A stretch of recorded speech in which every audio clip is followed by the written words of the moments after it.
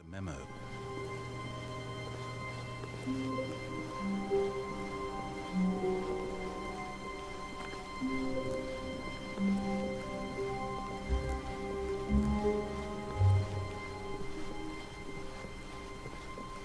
When Stanley came to a set of 2 open doors, he entered the door on his left.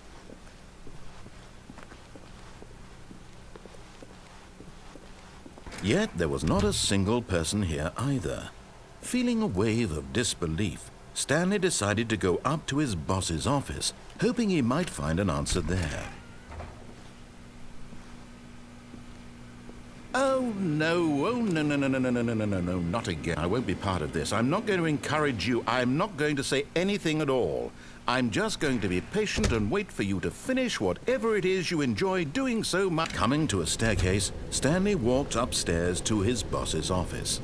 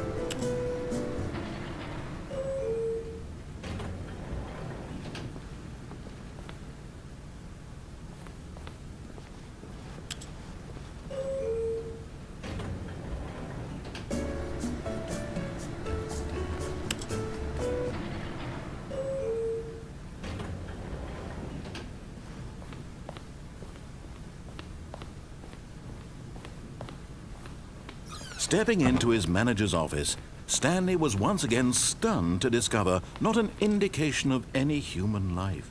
What could it mean? Stanley wondered aloud to nobody.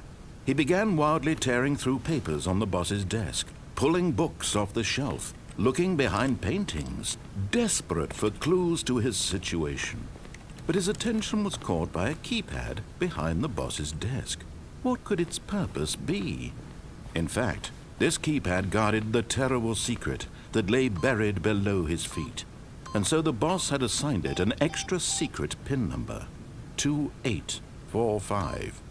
But of course, Stanley couldn't. Yet incredibly, by simply pushing random buttons on the keypad, Stanley happened to input the correct code by sheer luck. Amazing. He stepped into the newly opened passageway.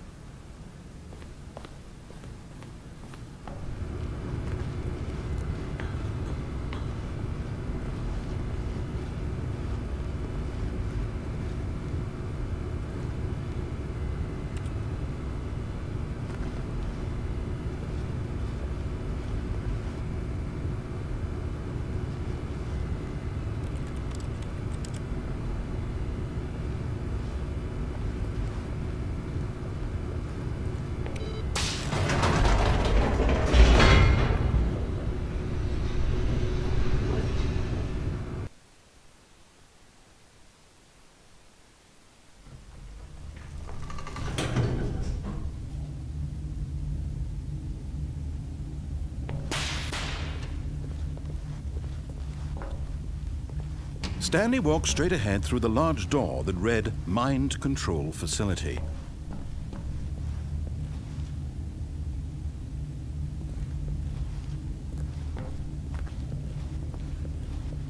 Although this passageway had the word escape written on it, the truth was that at the end of this hall, Stanley would meet his violent death.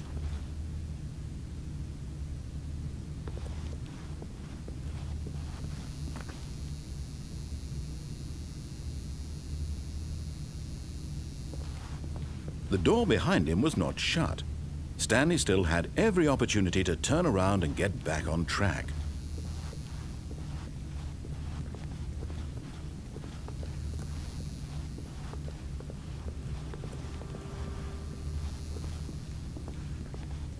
But of course, Stanley thought better of it and realized he simply had too much to live for.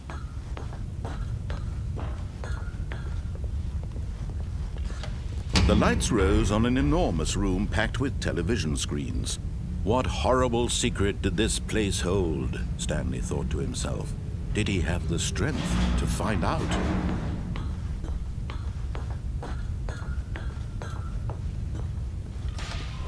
Now the monitors jumped to life, their true nature revealed. Each bore the number of an employee in the building, Stanley's co-workers. The lives of so many individuals reduced to images on a screen, and Stanley, one of them, eternally monitored in this place where freedom meant nothing.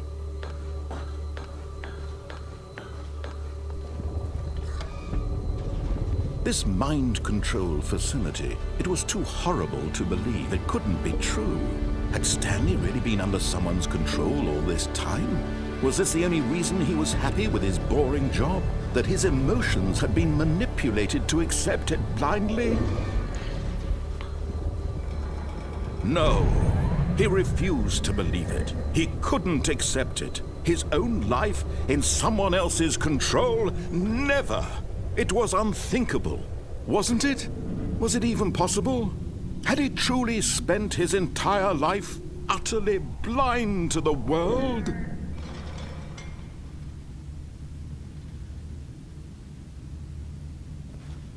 But here was the proof, the heart of the operation. Controls labeled with emotions, happy or sad or content, walking, eating, working, all of it monitored and commanded from this very place.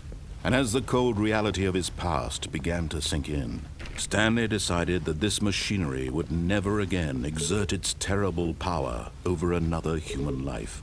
For he would dismantle the controls once and for all.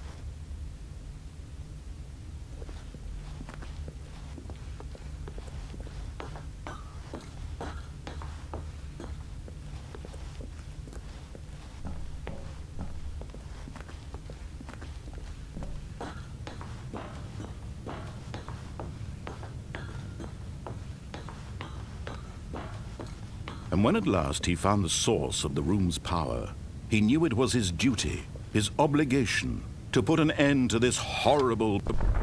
Oh, Stanley, you didn't just activate the controls, did you?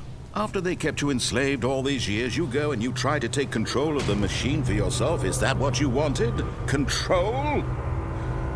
Oh, Stanley, I applaud your effort, I really do. But you need to understand, there's only so much that machine can do.